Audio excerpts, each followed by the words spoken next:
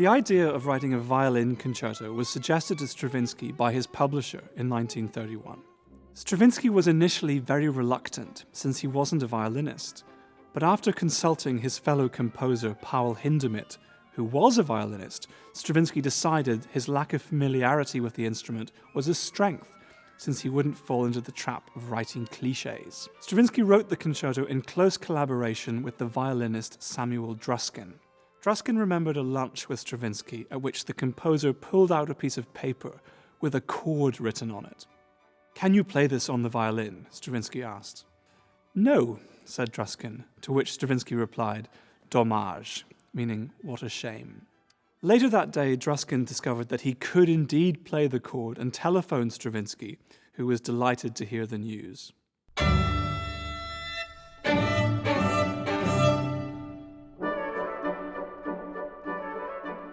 Stravinsky called this chord his passport to the concerto, and indeed each of the four movements begins with this exact chord, although dressed differently each time. Later in life, Stravinsky commented, "The violin concerto was not inspired or modelled on any example. I do not like the standard violin concertos, not Mozart, Beethoven's or Brahms. To my mind, the only masterpiece in the field is Schoenberg's, and that was written several years after mine. The titles of my movements, toccata, aria, capriccio, suggest Bach, however, and to some extent so does the musical substance. My favourite Bach solo concerto is the one for two violins, as the duet with a violin from the orchestra in the last movement must show. But the violin concerto contains other duet combinations too, and the texture of the music is more chamber music in style than orchestral. The first movement begins with the passport chord, which requires the violinist to play three notes at once, a triple stop, after which a jaunty march theme begins in the trumpet. The violin plays around with this theme for a while.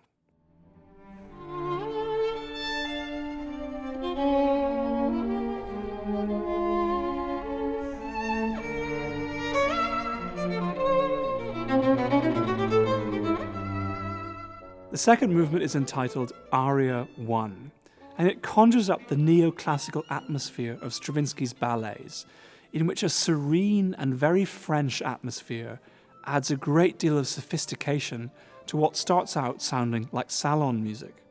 This is followed by a third movement, Aria 2, in which the violin sings beautifully long lines of melody.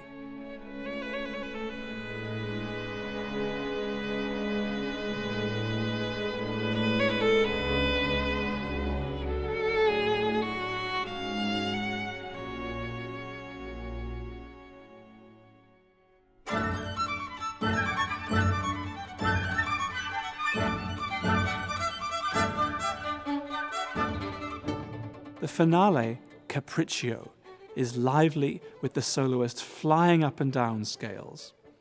Towards the end, the music shifts up a gear, ending with flamboyant rising double and triple stops on the violin. Throughout, the solo violin part is incredibly difficult, although Stravinsky avoids the kind of flashy virtuosity found in many concertos. His distaste for this style of concerto is brilliantly recounted by Samuel Druskin, who helped Stravinsky with the violin part. Druskin said, "Once when I was particularly pleased with the way I had arranged a brilliant violinistic passage and tried to insist on his keeping it, Stravinsky said, 'You remind me of a salesman at the Galeries Lafayette. You say, isn't this brilliant? Isn't this exquisite? Look at the beautiful colors. Everyone's wearing it.' I say, yes, it is brilliant, it is beautiful, everyone is wearing it, I don't want it." For these performances we welcome Ayano Ninomiya, winner of many international competitions and soloist with orchestras across America and Europe.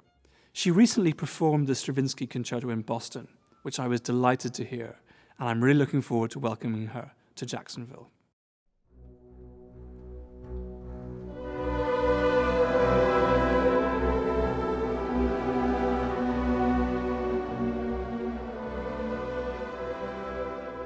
The first performance of Tchaikovsky's Sixth Symphony took place in October 1893 with the composer conducting.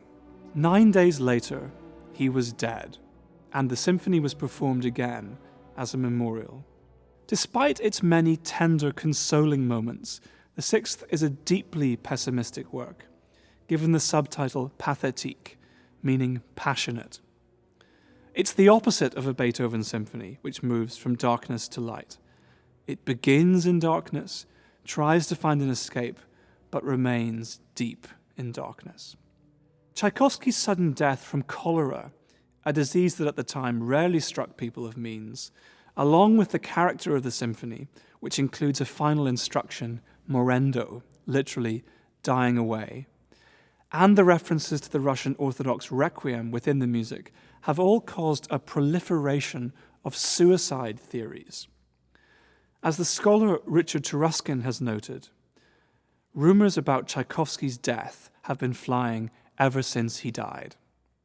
According to these accounts, although no evidence supports them, Tchaikovsky had been discovered in a pederastic liaison with the son of a noble family, had been denounced to the Tsar, and had been sentenced by an honor court of fellow alumni from the Imperial School of Jurisprudence to commit suicide by drinking a poison that would simulate the symptoms of cholera. I have met Russians who still believe this theory, even though there is absolutely no evidence to back it up. But whatever the cause of Tchaikovsky's death, we do know that he spent much of his life in a great deal of pain because he was gay and unable to find reciprocated love amid the social restrictions of the 19th century. The Sixth Symphony is full of anguish, and it's ridiculous to assume that there is absolutely no connection between Tchaikovsky's personal life and his music, whatever his state of mind may have been at the moment of composition.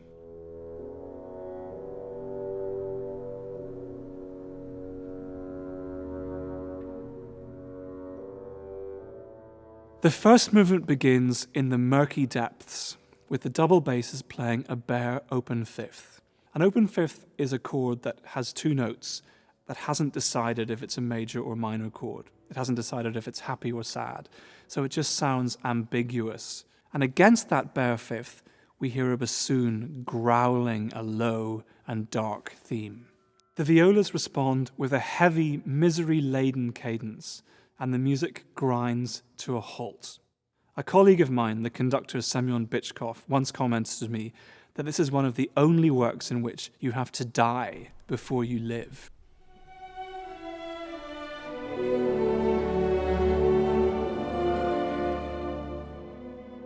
After an animated passage simmering with nervousness, we hear one of Tchaikovsky's most beautiful and memorable melodies in the strings.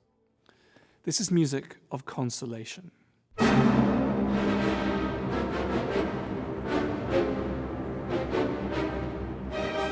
But it's interrupted by music of terrifying savagery and power that obliterates any sense of loving kindness. The movement ends with a brass chorale that refers to the Russian Orthodox Requiem liturgy.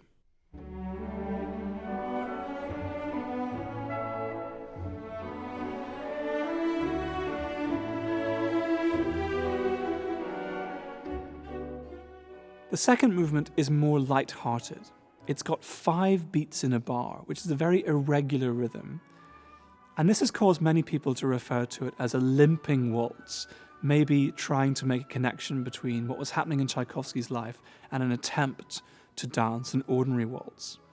But actually, it's a very common meter in much Russian folk music. It begins with a graceful theme in the cellos, answered by the winds.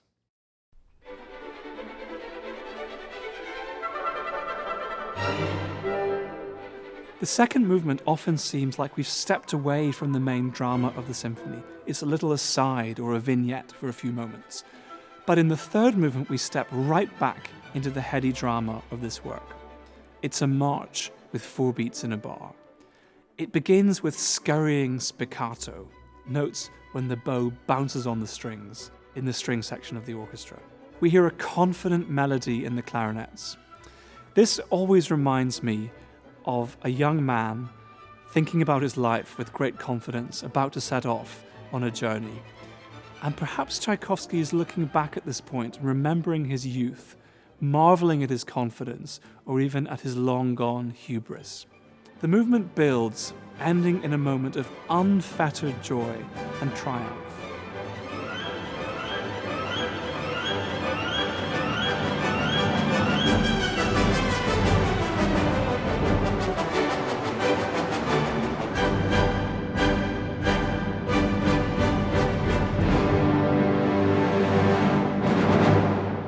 In the finale, all that is gone. It begins in agony with an outburst of passion from the strings.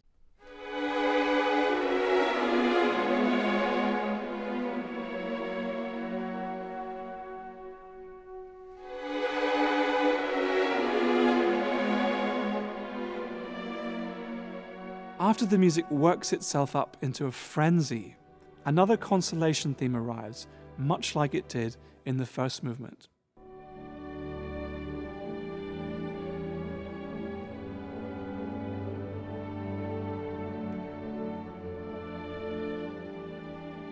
It's incredibly beautiful, but very simple, a straightforward descending scale in the upper strings echoed in the bass.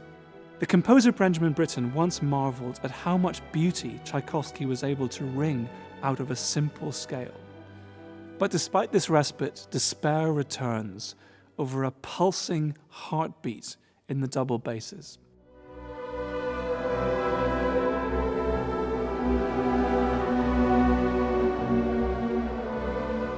The consolation theme is turned into something depressing, disappearing into the murky abyss in which the symphony began.